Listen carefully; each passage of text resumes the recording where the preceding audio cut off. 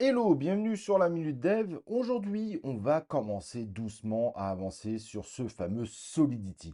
Qu'est-ce que Solidity? C'est évidemment pour faire des smart contracts, donc des contrats intelligents dans l'univers de la blockchain. Et c'est vrai que beaucoup veulent commencer à apprendre comment faire ceci. Et c'est ce qu'on va voir évidemment sur plusieurs épisodes qui vont nous permettre d'apprendre ce langage de développement qui est très particulier. Au passage, n'oublie pas évidemment de liker la vidéo, de t'abonner à la chaîne YouTube et d'activer évidemment les cloches de notification pour recevoir nos prochaines vidéos en notification. Allez, maintenant, il est temps d'y aller. On y va. Let's go!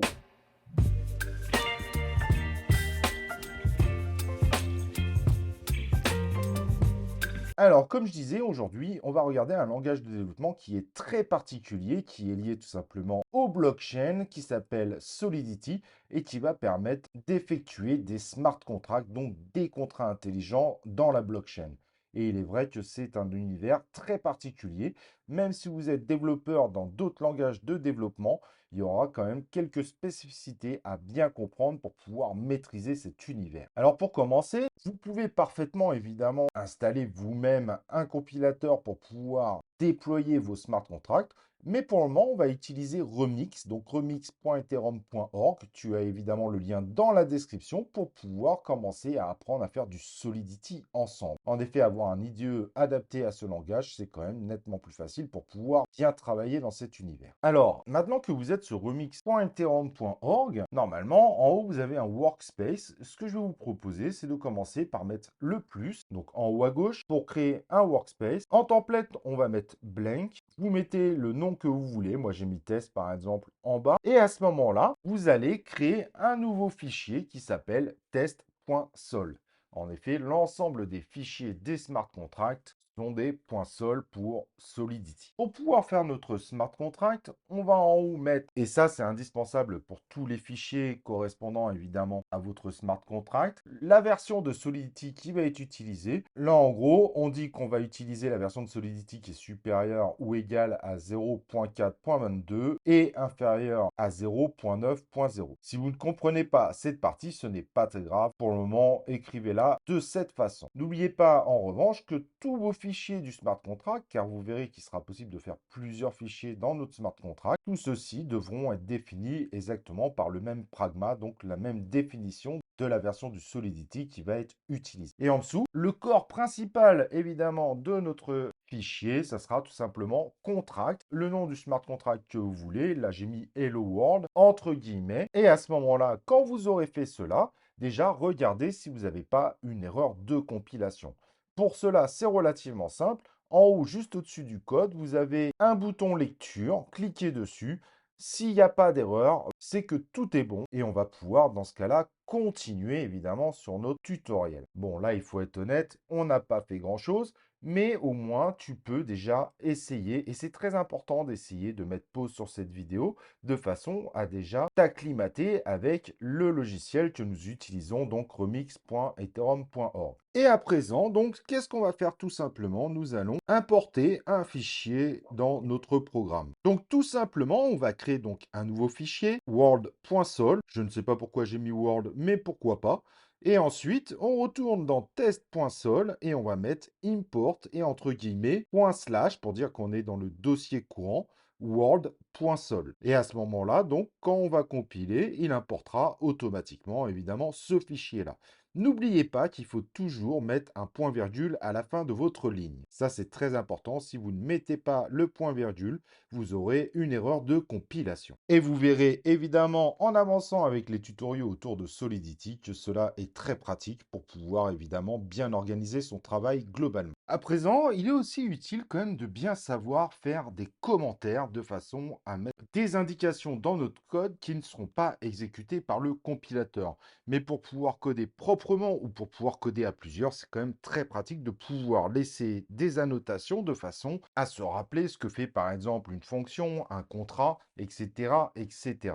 Ça peut paraître bête, mais quand on commence à avoir des milliers de lignes, c'est quand même super pratique. Il y a deux façons de faire, comme tu peux le voir sur la photo actuelle. Soit tu fais un commentaire sur une ligne, et donc tu commences la ligne par slash slash, et ensuite tu mets ce que tu veux. Cette ligne ne sera donc jamais compilée. Si tu as besoin de plusieurs lignes pour faire un commentaire, comme on l'a fait au-dessus du contrat, tu fais slash étoile et ensuite tu fais ce que tu veux et ton commentaire s'arrêtera au étoile slash suivant. Pour des questions de visibilité, on a mis une étoile à chaque ligne, comme tu peux le voir juste avant mon premier contrat, mais cette étoile n'est pas obligatoire, c'est juste parce que c'est beaucoup plus facile à lire quand on fait comme ça. C'est une norme de codage relativement connue. Et donc, évidemment, en commentaire, tu mettras tout ce que tu veux, mais je te recommande de mettre un certain nombre de commentaires de façon à pouvoir te mettre des rappels qui seront fortement utiles dans le futur. Ne pas mettre des commentaires deviendra vite problématique dans le futur, donc je te recommande évidemment de ne pas coder sans mettre de commentaires. À présent, nous allons déployer notre premier smart contract. Donc, comme tu peux le voir, nous venons de créer un smart contract. Ne t'inquiète pas si c'est encore assez compliqué pour toi. On va expliquer au fur et à mesure, évidemment, des épisodes.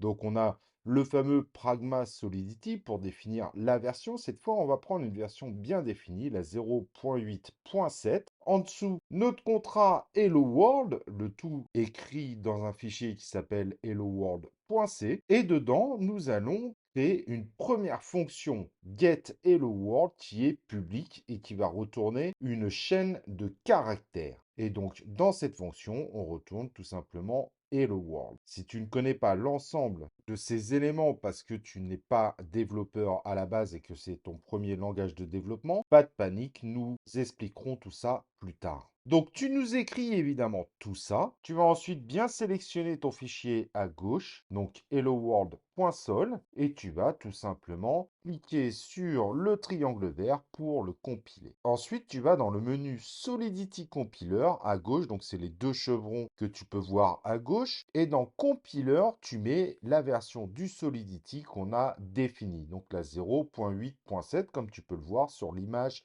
actuelle. À ce niveau-là, on ne va faire que cela. Ensuite, on va dans l'icône Ethereum juste en dessous, qui est le menu Deploy and Run Transactions. Et à ce moment-là, on va regarder que notre environnement est bien en Remix VM London. Donc, c'est évidemment un environnement de test.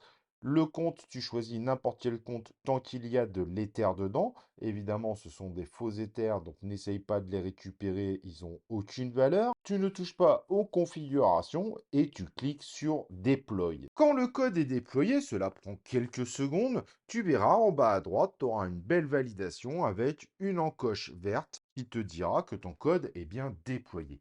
À gauche, tu as également une partie Deploy Contract un peu plus bas qui est apparu avec justement notre Hello World. Quand tu cliques sur la flèche pour pouvoir afficher le contenu de cette partie-là, tu vois qu'il y a écrit Get Hello W 3 petits points. Ceci est tout simplement la possibilité d'appeler notre fonction Get Hello World. Donc, qu'est-ce qu'on va faire? On va tout simplement cliquer dessus. Tu verras normalement à ce moment-là, à droite, il y a une nouvelle encoche qui est validée parce que finalement, ça fonctionne. Et à ce moment-là, tu vas cliquer sur la petite flèche à droite de Debug. Tu vas avoir différents retours qui s'affichent.